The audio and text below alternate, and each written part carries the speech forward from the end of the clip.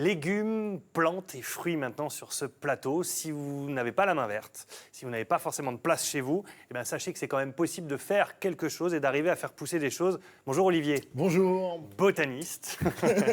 Vous y connaissez bien évidemment et vous vous êtes dit ça peut être intéressant de montrer qu'on n'a pas nécessairement besoin d'un grand jardin pour pouvoir faire pousser chez soi des légumes et être presque autosuffisant. Voilà, c'est vrai qu'on n'a pas besoin vraiment de terrain. Là, je vous ai ramené pour l'émission quelques petites jardinières, mais elles sont vraiment minuscules. C'est vraiment des petites jardinières.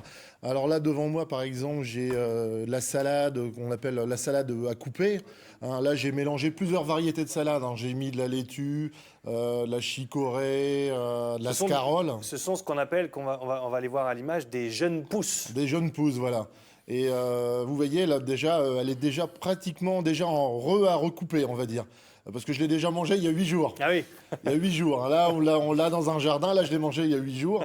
Et je peux vous dire qu'il y avait, sur cette petite jardinière qui est minuscule, Oui. il y avait vraiment à manger pour plus de 4 personnes. Là, montrez-nous avec ce plan-là qu'on a à l'image, Ouais, ce qu'il voilà. y a comme variété. Là. Voilà, on voit de la scarole, de la frisée. Après, il y a aussi, bon, ça peut être de la chicorée, elle se mélange. Mais après, ça peut être une affaire de goût. Vous pouvez mettre aussi, là bientôt, on va pouvoir commencer à mettre des mâches. C'est la bonne période, mais on peut mettre aussi du pissenlit, on peut mettre pas mal de choses. Qu'on soit bien d'accord, ce que vous avez là dans cette jardinière, c'est pas ce qui a poussé dans la jardinière, vous l'avez fait pousser un petit peu avant. Non, je l'ai fait pousser directement, directement dans la jardinière. Ah, dans la jardinière, Il y d'accord. a 1 mois, il y a 3 semaines, j'ai récolté. Et là, j'ai déjà quasiment la 2e récolte. D'accord. Voilà. Donc en un mois, un petit peu En moins un d'un mois, on peut voilà, avoir vous ce avez résultat-là. de la salade à couper, voilà. Une fois qu'elle a poussé, est-ce qu'elle repousse Elle d'elle-même? repousse au moins 3, on peut faire au moins 3 récoltes. Et quelquefois, suivant si vous mettez par exemple les chicorées, il pourrait peut-être y avoir une 4e récolte, mais ça sera un peu plus amer. D'accord. Voilà. La préparation, c'est une terre de base. Il y a rien Terreau de base. Sans rien, sans rien, ça pousse tout seul. On Voilà, fait pousser. voilà. Alors là, sachant que c'est une petite jardinière, effectivement, s'il y a une bien grande, plus grosse, ça va être, voilà, plus la famille est nombreuse, plus on peut mettre des grandes jardinières. Voilà. Alors, si vous aimez les radis, c'est Les possible radis. aussi. Voilà, devant toi, là, tu as une petite jardinière avec des radis. Là, ça fait 3 semaines qu'ils ont été plantés. Je pense qu'on aura de la récolte à peu près dans une 8aine. Et en fin de compte, ce qu'on peut faire aussi avec les fans de radis, c'est qu'on peut les rajouter. Si on a semé comme moi un peu de rue, on peut les rajouter aux feuilles coupées de la salade. Mais C'est comestible. Il faut Voilà. une jardinière quand même suffisamment profonde parce que Ouais. ça pousse à l'intérieur. Le radis, c'est pas énorme. C'est 5-7 cm. C'est pas très... Voilà. Ouais. Bon, là, évidemment, on le voit pas. Ça, on va Voilà. pouvoir les récolter quand Ça, au bout d'un mois. Le radis, c'est simple. Vous semez, 1 mois après, vous récoltez. Vous ressemez, 1 mois après, vous récoltez. D'accord. En général, voilà. Il y a une période. Mai à l'automne, de mai à l'automne. Par contre, il faut qu'il fasse assez chaud. Le haricot dans la soupe, il n'y a rien de meilleur. Le haricot, là-bas, vous l'avez en grand. Bon, je l'ai semé à peu près il y a 1 mois, donc j'ai pas encore des haricots et autres. Ouais. Mais disons que là, il faut choisir pour les fenêtres, c'est des haricots nains. En général, c'est inférieur à 60 cm, c'est à peu près cette taille-là. Choisissez-les sans fil, comme ça on n'a pas besoin de les équeuter ni rien, on a juste à les faire cuire, c'est facile. Et on voit la pousse très photo. bien. On voit la photo là que vous avez, la Voilà. vidéo, enfin l'image en direct que vous avez de ce haricot qui est sur le plateau. Voilà. Mais quand on va à l'extérieur aussi, c'était celle sur d'avant. notre écran, en terre, elle a exactement la même forme. C'est la même forme. Et choisissez des formes naines pour les fenêtres et ça pousse très bien. Par contre, cette année dans les jardins, il y a beaucoup de gens qui ont raté au printemps. Ça demande beaucoup d'eau, ça a horreur du froid et de la sécheresse. Donc il faut faire attention. Cette année, on a eu un printemps tellement chaud que... On peut faire pousser des petits pois aussi. Petits pois, c'est la même culture. Prenez que le haricot. Voilà, toujours, on va dire, à la mi-mai même un peu plus tôt, ça craint un peu moins le froid, le petit pois. Choisissez les variétés mange-tout et naines. Pas de fil, comme ça on peut les manger entièrement aussi. Voilà.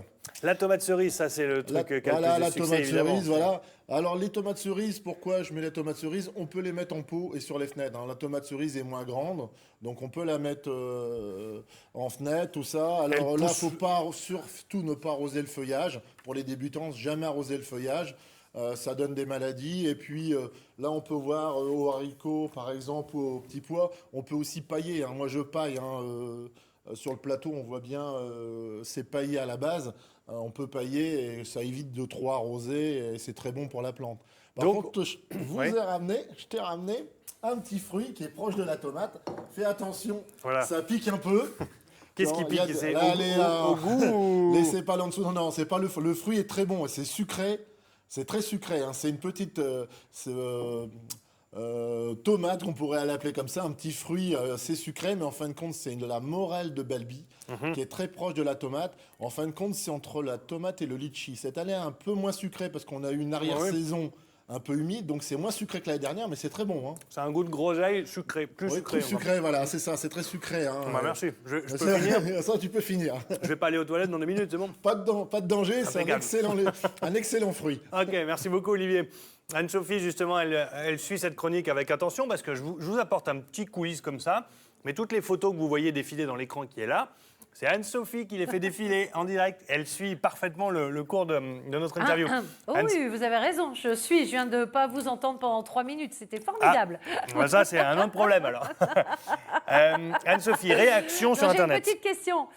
Oui, j'ai une petite réaction de Julien, qui doit être aussi doué que moi pour le jardinage. Il dit, voilà, j'ai planté des radis parce que tout le monde m'a dit c'est facile et ils filent sans grossir. Alors, je pense que ça veut dire qu'ils poussent tout en longueur. Ouais. Voilà, qu'est-ce que je peux faire? Dois-je les ressemer? Voilà. Non, Il a la réponse. je peux répondre. Alors, il suffit simplement de les diviser. C'est qu'ils ont été un peu comme là sur la jardinière, ils ont été semés trop drus. Donc, il faut les diviser. Il faut arracher entre deux pour laisser l'espace à la racine pour se développer. Et par contre, il peut les rajouter, comme j'ai dit, aux feuilles de salade et en faire une salade composée. Ne pas jeter. Voilà. On peut l'utiliser en consommation. Les fans de radis, c'est excellent. Dans la soupe, on peut les mettre dans Dans la la soupe. soupe aussi, voilà. C'est délicieux. Et Anne-Sophie, je regrette que vous ne puissiez pas goûter ça. C'est absolument délicieux. Ça s'appelle comment? C'est la morelle de Eh ben, Balbi. arrêtez de me dire ça, Ah. Thibaut. Je vous en enverrai. J'ai le temps pour une petite question? Oui, tout à fait. Encore? Oui. Voilà, parce que là, c'est une jeune femme qui nous a écrit, Laetitia, qui, elle, n'a pas du tout la main verte en ce qui concerne les légumes. Oui. Et elle aimerait bien essayer, hein, suite aux petits conseils que vous venez de donner. Donc, elle me demande, il lui reste du terreau dans un coin de son garage dont elle s'était servie pour des plantes dans son jardin. Est-ce qu'elle peut se servir de ce terreau pour les légumes en pot, ou est-ce que les légumes en pot n'aiment pas le terreau? On peut mettre du terreau et terre de jardin, mais si son terreau a plus d'un an, elle le met dans le jardin. Il ne faut pas l'utiliser. Un terreau qui est gardé depuis plus d'un an est une terre morte. Il faut le savoir. Donc le terreau ne se conserve pas. La terre est un sol vivant. Donc quand on garde de la terre en sac, c'est pas très bon. Très bien. Eh ben, merci beaucoup pour tous ces conseils. Merci Anso. Vous avez vu, on en apprend des choses avec Olivier. Ah oui, voilà. Je vais sortir grandi de cette émission.